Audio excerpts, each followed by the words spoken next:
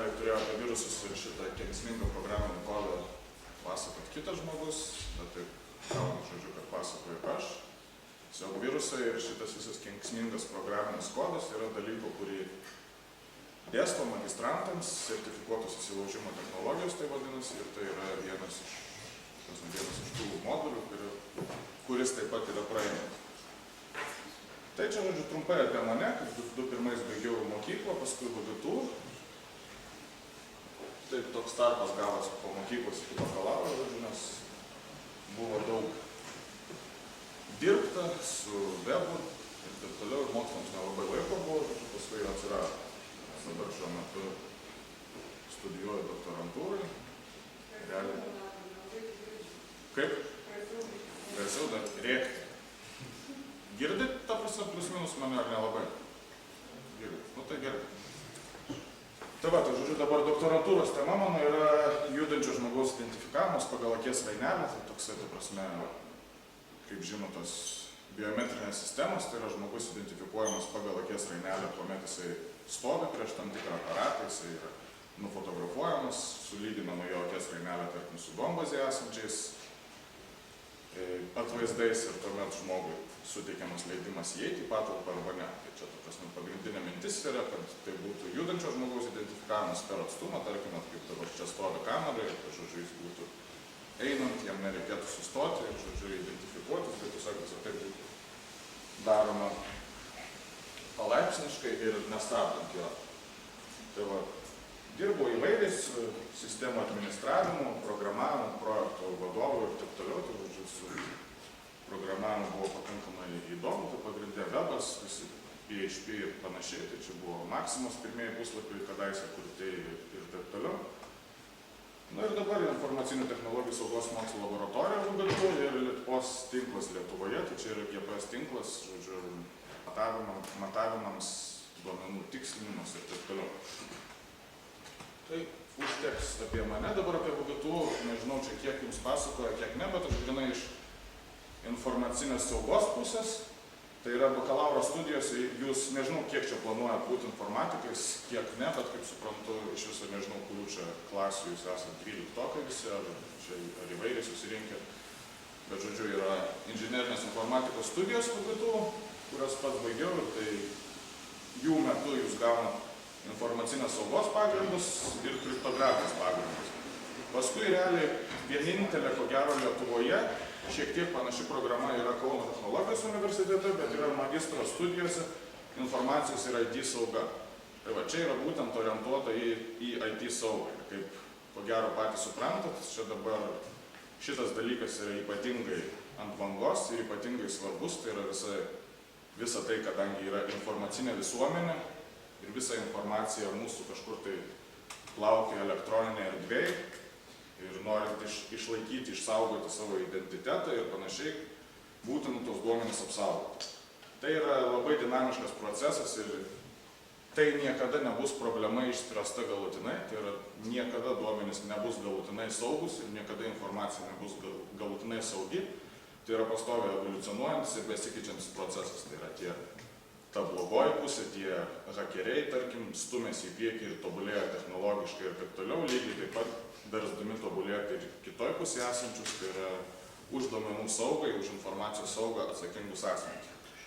Tai va, magistro studijose aš dėstau du dalykus - duomenų bazė ir elektroninių dokumentų sauga bei sertifikuotos įsilaužimo technologijos. Tai, ta prasme, apie sertifikuotos įsilaužimo technologijos, tai čia gal toks keistokai skamba, bet tai yra tas taip vadinamas white hackingas. Tai yra, žodžiu, visa tai sistemų įsiskverbimo testavimas. Tai yra, jūs gaunate kažkokias tai sistemas, tarkim, klientas, kurias reikia audituoti ir patikrinti, ką, tarkim, galima padaryti iš išorės, kokius duomenis galima pavogti iš tenai ir taip toliau. Tai yra visas tas procesas, žodžiu, to kurso metu yra pristatomas, nuo tinklų skanavimo, duomenų rinkimo ir taip toliau. Ir va šito daikto yra vienas modulių būtent apie virusus.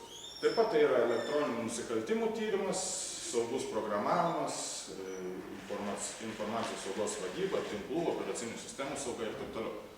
Žodžiu, labai įdomus modulis tiems, kurie tikrai domisi IT sauga ir, ta prasme, kurie į tai nori gilintis ir panašiai. Tai, žodžiu, baigus VGTU bakalaurą, tai yra pakankamai gera magistrantūros programa.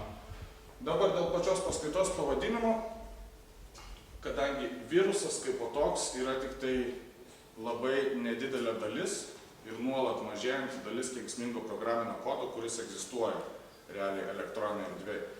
Tai yra, todėl apsibrėžiam šitą paskaitą ties tuo, kad mes nagrinėsim ir kalbėsim apie kenkėjišką programinį kodą. Tai yra ne vien tik tai apie virusus.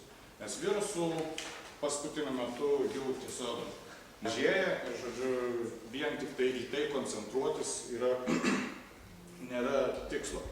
O čia statistika, kuri pasibaigė ties 2012 metais, bet kaip matom, jinai nuolat visų atakų ir, ta prasme, prieš asmeninius, tarkim, žmonių kompiuterius prieš korporacinius ir taip toliau, jų nuolat didėja. Tai va čia yra tokie skaičiai, kurie viršė 70 milijonų 2012 ir dabar jau perkopė 100 milijonų ribą, žodžiu, 2014. Tai va, jų nuolat daugėja, kadangi informacija yra būtent tas svarbus išteklius ir šiais laikais tą informaciją perkant, parduodant, vagiant ir taip toliau yra gaunami dideli pinigai, lygiai taip pat kaip dideli pinigai yra ir investuojami siekiant ją apsaugoti. Tai va, kenksmingas programinis kodas tai yra bendrai programinė įranga, kuri sukurta pakenkti kompiuteriniai sistemai arba ją įsiskverbti be teisėtos sistemos vartotojų žinios. Tai yra, ta prasme, kaip kad visrakčiai, tarkim, kurie yra naudojami patekti į kažkieno namus ar taip toliau, tai žodžiu, tai kenksmingas programinis kodas yra visa tai, kas jums dėl vienokių ar kitokių priežasčių gali kenkti. Tai priežastis paskui aš išvardinsiu, dėl ko tai gali būti, bet tai pagrinde šiais laikais tai yra daromi dėl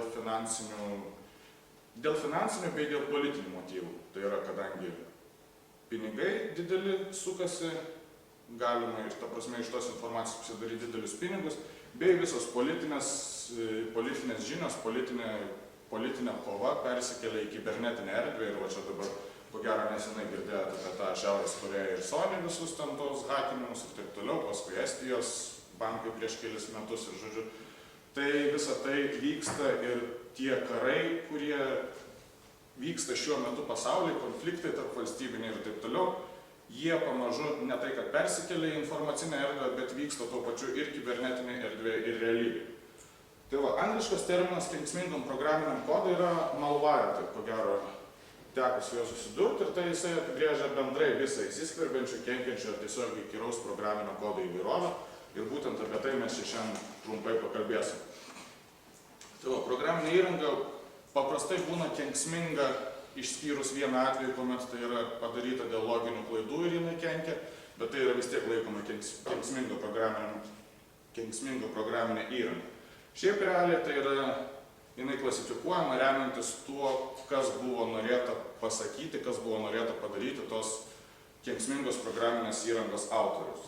Tai žodžiu, šiais laikais virusą susikurti jūs galite per kelias sekundės, patys tiesiog yra daugybė virusų konstravimo įrankių, ta prasme tiesiog parsisiunčia šablonus, jūs kažką tai, ką norit, kad padarytų tas virusas, tiesiog sužymit varneles ir jisai sugeneruoja jums kodą. Savai aišku, kadangi tai yra tokie konstruktor kitai, jie yra pakankamai šabloniškai konstruoja visus virusus, todėl antivirusinė įranga jos greitai gali aptikti. Realiai, kad jinai neaptiktų ir kad virusas būtų tikrai kenksmingas, pavojingas ir galėtų plisti, tarkim, arba atlikinėti tai, ką jūs pageidaujate, tai jūs turite tai pasirašyti pasitelkdami savo programavimo žinias, o ne konstruoti. Bet, ta prasme, yra metodų, kaip tai apeiti ir, žodžiu, tai yra įmanomas dalykas. Tai va, kenksminga programinė įranga tai yra susijusi su būtent kūrėjų tikslais, o ne tam tikrom elgesio savybėm ar techniniais sprendimais.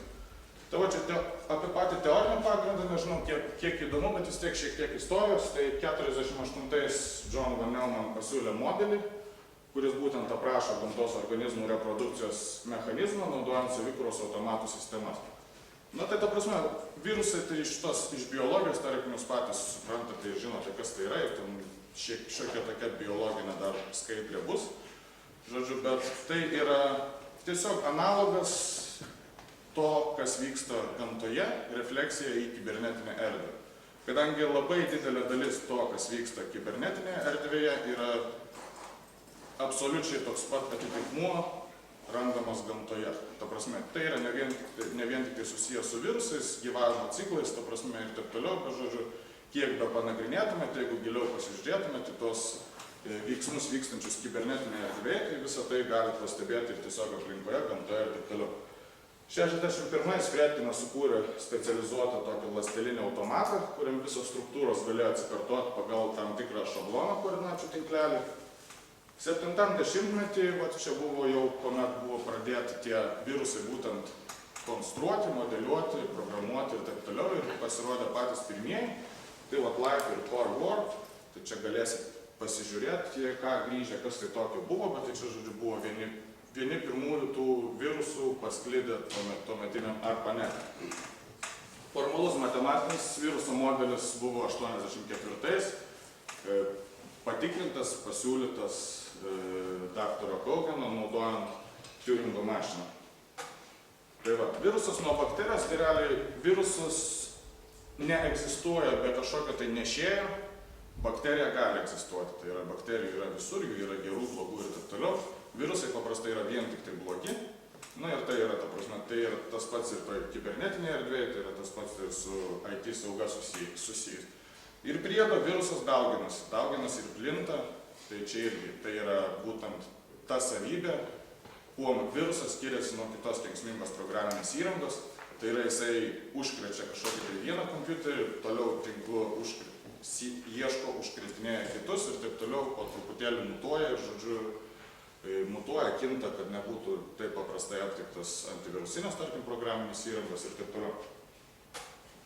Tai va, neformalus apibrėžimas to, apie ką mes dabar šnekam, tai yra programa, kuri gali infekuoti kitas programas, kitą programinę įrangą, įterpdama į jas galimai evoliucionavusią savo kopiją. Tai va, virusas nebūtinai turi mutuoti, bet tai yra pageidaujama, kadangi kitu atveju jisai gali būti greitai aptinkamas ir išnaikinamas. Tai todėl mutacija yra pageidaujamas jo dalykas. Na tai be abejonės, jie užkrėtę kažkokią tai programinę įrangą, jie gali slapstytis, gali nesislapstyti, gali tiesiog mutuoti vietoje, tarkim, apsimetinėti kitą programinę įrangą, nukreipinėti nuo savęs dėmesį antivirusinės programinės įrangos, tarkim, ir taip toliau, kad jinai nebūtų atrasta. Ir svarbiausias viruso tikslas, vienas svarbiausių, tai yra apart to, kad užkrėsti kitas sistemas dėl vienokių ar kitokių tikslų, taip pat yra ir išgyventi ir, žodžiu, plisti toliau. Tai yra jo savybė, kuri yra būtina jo gyvavimui. Tai va, pats gyvavimo ciklas susideda nuo projektavimo ir programavimo, tai yra nuo viruso dizaino, kuomet, tarkim, jeigu mes programuojam jį, tai yra mūsų užduotis suprojektuoti jį tokį, kokius veiksmus mes planuojam, tarkim, čia skleisti kažkokią tai politinę žinią, tarkim, ar vogti jūsų prisijungimus prie bankinių sistemų ar panašiai, ar galų gale gadinti atominės elektrinės reaktorius, išvesti iš eigos ir taip toliau. Toliau svarbu yra replikavimas, tai yra dauginimasis, tai čia yra antras žingsnis, tai yra dauginimasis sistemoje vienoje, o paskui galimas plėtimas į kitas sistemas. Paleidimas tai yra, kuomet vartotojas, tarkim, pasileidžia kažkokią tai veiksmą atlieka, kuris būtent įtakoja tai, kad virusas aktyvuojamas. Tai yra, ta prasme, jo veiksmas tai gali būti bet kas. Seniau būdavo tokie virusai, kurie ten, tarkim, suformatuodavo hardus ar panašius dalykus, arba, žodžiu, išvesdavo, tiesiog užtrumpindavo kur nors motininę plokštę ar panašiai. Tai tam, ta prasme, tai yra fantazijos reikalas, ką jisai daro, žodžiu, po to vartotojo paleidimo. Jisai gali tiesiog vienas iki metuose išmesti kažkokį tai pasveikinimą, ar kažką. Tai yra laikoma taipogi virusų, tiesiog tokiu kaip virusas pokštas, bet vis tiek toks yra. Toliau elementariai yra aptikimas, tai yra kuomet sistemoje pagal antivirusinės, tarkim, kažkokius tai parodymus ar panašiai, sistema aptinka, kad virusas egzistuoja, jam sukuriama tam tikra apsauga, sukuriami parašai, jeigu tikrinama, tarkim, pagal parašus viruso, atnaujinamos parašų duomenų bazės ir virusas eliminuojamas. Na ir ta prasme, toliau virusui eliminavus, gali būti, kad jis paliko kažkokį tai savo mutavusių gentainių sistemą arba išplito kažkur tai kitur ir, žodžiu, vėl viskas tęsiasi iš pradžios, tai yra vėl mes kuriam, projektuojam, dizaininam ir taip toliau, replikuojam, paleidžiam ir taip toliau. Tai va, kodėl kuriamas kenksmingas programinis kodas, tai čia vėlgi, tai yra fantazijos reikalas, dėl ko jį galima kurti. Tai vienas tokių yra žala konkurentams, tai yra kenkimas, tai čia yra tam, tarkim, korporatyviniam lygmenį, tai siekiant sužlugdyti, tarkim, kažkokius tai konkurentus, tai yra vėlgi, ne kartą buvo pasitelta tas kibernetinis, tarkim, pasaulis kibernetinės atakos, tiek laužiant konkurentus, tiek vagiant iš jų kažkokius tai duomenis, tiek užkrečiant virusais kenksmingų programinių kodų, kad, tarkim, būtų galima šnipinėti, tai, tarkim, jeigu yra kažkokia tai korporacija, iš kurios nutekinama milijoninė duombazė su vartotojų prisijungimais, su kreditinių kortelių, tarkim, duomenimis, su identifikacija tų vartotojų identitetų ir taip toliau. Tai yra, žodžiu, duomenų vagystė, kuri jau savaime kenkia, tarkim, kompanijos reputacijai ir kaip nesykį istorijoje buvo parodyta, kad taip, ta prasme, taip galima nuvaryti konkurentus tiesiog į bankrotą, neatskleidžiant visų savo kortų tam ir taip toliau, ir tiesiog pasitelkiant vagystis ir pasitelkiant kibernetinės atakas. Tai va, finansinė nauda tai yra visi tie klanai, ypatingai tai populiaru iš Rusijos, tarkim, hakerių pusės, tai yra būtent dirbama ties tuo, kad vagystės vagiamos, ta prasme, kreditinių kortelių duomenys, vagiama asmenų informacija ir, ta prasme, pardavinėjama paskui tam taip vadinamam deep web ir taip toliau. Ir, žodžiu, tai yra vienas pagrindinių daiktų, dėl ko šiais laikais būtent yra kuriama kenksminga programinė įranga, tai yra būtent finansinė nauda, nes pinigai uždirbami už pavogtą informaciją ypatingai dideli. Čia, ta prasme, gali būti kažkokios tai kompanijos planai, žiniai, prototipai, modeliai ir taip toliau, arba tiesiog tie visi vartotojų prisijungimų duomenys, vartotojų kreditinės kortelės ir panašiai. Tai, žodžiu, tai yra šitie finansiniai nusikaltimai užima ypatingai didelę dalį dabar kibernetinės atakos ir kibernetinius nusikaltimus. Toliau yra tiesiog tyrimai moksliniai, kaip virusai elgiasi, kaip juos būtų galima aptikti, tarkim, iki jų, ta prasme, kažkokios tai žalos padarimo ir taip toliau. Tiesiog pokštai, tiesiog vandalizmas, tai yra sunaikinti kažkieno tai turtą tą kibernetinę ir taip toliau. Terorizmas, tai čia vėlgi tas, tarkim, kaip dabar ISIS nulaužo, žodžiu, JAV kariuomenės, Twitteris ir taip toliau, tačiau tai galim pavadinti kibernetiniu terorizmu, tai tarkim, nėra žmonių aukų ar taip toliau, bet, žodžiu, karas vyksta. Ir politinis žinios skleidimas, tai yra vėlgi, kaip jau minėjau, šiais laikais pakankamai populiaru, kadangi tai yra informacija yra labai galingas ginklas ir tai būtent skleisti politinę žinią, tais kibernetiniais kanalais yra labai pageidaujama ir labai skatintina. Tai va, ženklai, kad sistema užkrėsta, jų vėlgi gali būti daug, bet čia yra tiesiog tokie keli pagrindiniai, tai yra procesai užima daugiau laiko, daugiau resursų jie pasisavina, kadangi paprastai virusas, jeigu įsiterpia į programinę įrangą, tai jisai tuo pačiu metu, kai paleidžiama programinė įranga, jisai atlieka kažkokius tai savo darbus ir taip toliau. Neužsibūtina, neužsikrauna operacinė sistema, sulėtėja darbas, pradeda strikti, tiesiog fryzintis kompiuteris, dingsta kažkokie failai, direktorijos, atsiranda kažkokie taip nauji pavadinimai ar panašiai. Dažnai rašomas, skaitomas kietasis diskas, pastringa naršykliai, žodžiu. Ta prasme, čia yra tiesiog keli variantai iš begalės tų identifikatorių, kad jūsų sistema gali būti užkrėsta, kadangi ta prasme, apskritai, čia kalbant apie tos virusus, tai yra tai, ką aš jums papasakoju, tai yra pakankamai supaprastintas variantas ir kad ir tam nesupaprastintam variantui yra neįmanoma papasakoti tai, kad, ta prasme, kad jūs žinotumėt viską, kadangi tai, kaip jau minėjau, yra visa ta IT sauga yra ypatingai plati ir ypatingai dinamiška sritis ir kiekvieną dieną ten, ta prasme, ne tik kiekvieną dieną, kas valandą praktiškai keičiasi kažkas, tai ir todėl nuolatos būtina tuo domėtis, kad neatsilikti nuo aktualijų ir panašiai.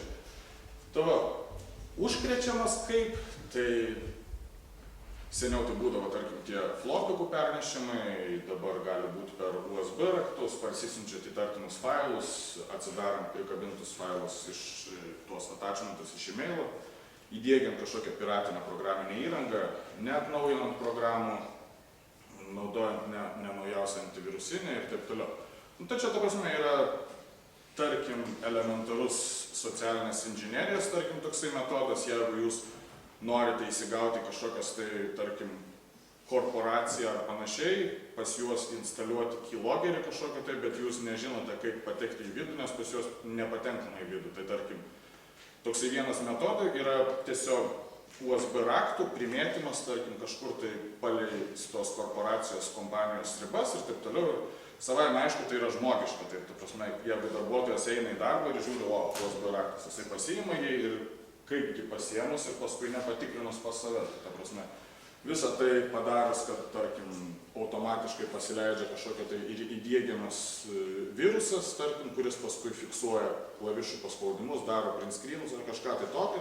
Jis automatiškai yra įdiegiamas, žmogus tiesiog įsidėjęs tą raktą, paskui gali jį suformatuoti ir taip toliau, bet jo kompiuteris jau yra užkrėstas, tai yra mes jau esame tos kažkokios tai kompanijos viduje ir mes jau galimai gauname iš to duomenys.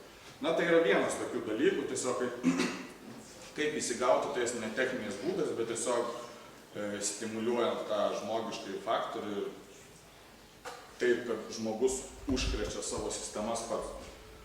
Tai va, pats pirmasis virusas buvo Creeperis, tai toksai tiesiog kaipo padarytas žaidimukas, bet plito per Tinex operacinę sistemą, kuri tuo metu egzistavo ARPANET-e ir galėjo per modemą jungtis prie nutolusių sistemų bei jas infekuoti. Na, tai čia tokie daileriai, tarkim, šiais laikais taip pat, ko gero, visi su smartfonais ir taip toliau, tai tokie egzistuoja ir Androidui, ir iOS'ui ir taip toliau, ta prasme, tai žodžiu, tas pats persikėlė dabar į mobiliasias, ta prasme, į mobilią platformą, bet tai toksai istorinis, tai buvo pirmasis tas Creeperis, kuris paskui, žodžiu, kaip atsiprašydamas, Creeperio kūrėjas sukūrė jį, ta prasme, panaikinantį tokį kaip antivirusą, kuris vadinosi Reaper. Tai va, 82 metais tiesiog Apple DOS'ui skirtas virusas buvo Elk Cloner, kuris plito per flopikus, nežinau, ko gero yra tokių, kurie nesat net matę, kas tai yra flopikas, bet džiaugiuosi, jeigu kas nors matėt. Tai buvo tiesiog sukurtas kaip pokštas ir toksai žaidimas, jisai būdavo galima jį paleisti tik tai tam tikrą kiekį kartų, tai yra čia šiuo atveju 49. Boot sektoriaus virusas pirmas buvo sukurtas 86 metais, tai yra, kuomet sistemai besikraunant, tai yra, tarkim, skraunant operaciniai sistemai, ten Windows'ams, Linux'ui ir taip toliau, tai žodžiu, krovimosi metu yra modifikuojamas tai, kaip kraunasi ta operacinė sistema ir, žodžiu, atitinkamai, tarkim, gali būti kažkas tai paslėpiama nuo vartotojo, arba gali būti kažkas tai papildomai parodoma, arba, žodžiu, tai, ta prasme, tiesiog tie du broliai, čia su tokiam sudėtingom pavardėm iš Pakistano, jie sukūrė 86 metais tą virusą. Tai va, žodžiu, dar toliau šiek tiek istorijos. Tradiciniai virusai pradėjo plisti 90-mečio pabaigoje, kartu su tuo, kad pradėjo smarkiai pigti asmeniniai kompiuteriai. Aišku, ne iki tiek, kiek pigus jie yra dabar, bet, ta prasme, jie jau išėjo iš vien tik tai grinai mokslinių ir, ta prasme, valdžios, tarkim, organizacijų jau ir į namus žmonių. Ir tuo metu atsirado bulletin board sistemas, tokie, ta prasme, elektroninės skelbimų lentos, per kuriuos šitie virusai pas apsilankiusius vartotojus ir išplisdavo. Tai va, tai čia su tuo tiesiogiai buvo susiję ir Trojos arklių, Trojan Horse'ų paplitimas ir atsiradimas. Tai yra, kuomet virusai buvo kuriami tiesiog siekiant infekuoti populiarią programinę įrangą. Tai čia tie Trojan Horse'ai, tai vėlgi yra aliuzija į istoriją, tai yra į tą Trojos arklį, kad, žodžiu, apsimetant kitą programinę įrangą, patenka pas jūs į sistemą kenkėjiška programinė įranga ir yra, tarkim, įdiegiama kartu su ta legitimia programinė įranga arba tiesiog be jos. Tai va, kartu su virusais savame aišku nestovėjo vietoj ir apsaugos sistemos, žodžiu, tobulėjo ir antivirusiniai programiniai paketai, kurie pasirodė patys realiai 90-mečio pabaigoje. Na ir pagrindiniai žaidėjai antivirusų rinkos susiformavo 10-mečio pradžioje, tai yra 91-92 metais. Faktas yra tas, kad šiais laikais, ko gero, didesnės apsaugos negu kad tas taip vadinamas common sensas ir, žodžiu, tiesiog mąstymas apie tai, ką darom, yra, ta prasme, tai yra svarbiausia ir tada galima be jokios antivirusinės sėdėti, tiesiog suprasti, kad jeigu aš einu į kažkokius tai vorės tinklapius, siūstis kažkokios, ten, tarkim, nelegalios programinės įrangos, žaidimų tenai arba panašiai, tai, žodžiu, tai yra labai didelis šansas, kad sistema bus užkrėsta. Ta prasme, tai nebūtinai yra 100%, bet paprastai to galima laukti ir tikėti. Lygiai tas pats, kas klikinant ant visokiausių banerių, laimėti ten vis iPadus norint tenai ar dar kažką, tai yra savaime suprantama, kad tai yra, žodžiu, mėginami žmonės įvilioti į tuos, ta prasme, į tuos spąstus, kur jie būtų užkrėsti.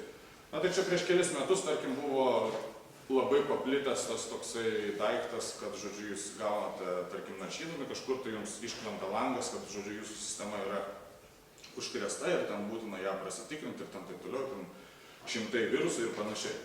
Nu ir kaip, žmonių tiesiog pasitikėdami tuo, spaudžia, instaliuoja bet ką, ta prasme, ten kažkokios tai pas save patys susidiegia savo virusus ir paskui tarsi aikščioja, kad pas juos kažkas tai lygtai nelabai gerai, lygtai kažkas tai neveikia ir taip toliau.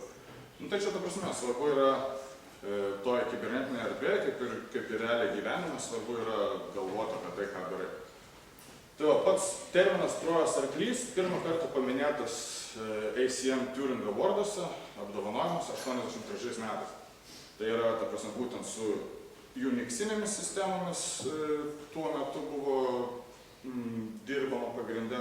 Tai buvo papildyta Unixinė, tarkim, login komanda, kad būtų galima užsitikrinti savo praėjimą, kelią prieėjimą prie sistemos per backdoorsą. Tai yra kitaip negu kad su rūtos slaptažodžiu, tarkim, einant tiesiog per loginą ant konsolį.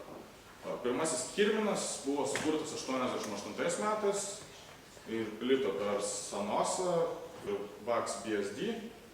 Tai, žodžiu, skirtumas tas, kad jis neįterpdavo savęs į kitas programas, bet tiesiog naudodamasis klaidomis, saugumo spragomis ir taip toliau, pasileisdavo kaip atskiras procesas ir, tarkim, galimai ieškodavo, kaip plisti toliau, kaip kažkokius tai kažkam tai platintis pačiam ir taip toliau. Nuo 91 metų, tarkim, nuo 10-mečio pradžios buvo pradėta smarkiai plisti makrovirusai. Tai yra tiesiog tokie, žodžiu, oficiniai virusiukai, kurie Visual Basic arba ten tos Word, Excel kalbomis parašyti, tokie pakankamai paprasti, dažnai net nedarantys jokios didelės žalos, bet, žodžiu, tokie egzistavo. Tai va, 95 metais Spywaro sąvoka pirmą kartą buvo paminėta, tai yra ta programinė įranga kenksminga, kurios tikslas yra nebūtinai plisti, bet šnipinėti jūs. Tai, tarkim, ta prasme, daryti print screenus ir siūsti kažkur tai kas kažkiek tai laiko, arba kuomet pasikeičia kažkas tai ekrane, arba, tarkim, fiksuoti klavišų paspaudimus, kuomet, tarkim, jūs įeinat į kokį nors ten Swedbank LT ar kažkokią tai internetinę bankininkystę, arba mėginat jungtis prie elektroninio pašto ar panašiai. Nu, tai, ta prasme, čia fantazijos reikalas, ką jie daro, bet, žodžiu, svarbiausia buvo šnipinėti, tai yra tai, ką jūs veikia. Tai va, prieš 20 metų pirmoji tokia programinė įranga atsirado. 2005-aisiais pradėjo plisti, bei atsirado XSS-as. Tas taip vadinamas, tai yra tiesiog webo, internetinio puslapio pažeidžiamumais, pasinaudojant plintantis, ta prasme, neplintantis, bet tiesiog kuomet atliekami kažkokie tai veiksmai, kurių neturėtų būti realiai pagal legitimę, tarkim, tą webo suplanuotą tai, kas turi jame būti. Tai va, toliau botnetai, tai žodžiu yra, ko gero, galingiausias ginklas šiuo metu esantis apskritai, tai yra, ta prasme, kompiuteriai užkrečiami pavieniui ir jų tinklai sudaryti, ta prasme, iš 10 000 ar taip toliau kompiuterių, kurie paskui buvo, tarkim, ir tų pačių Anonymous naudojami tiek siekiant nulaužti Amazoną, tiek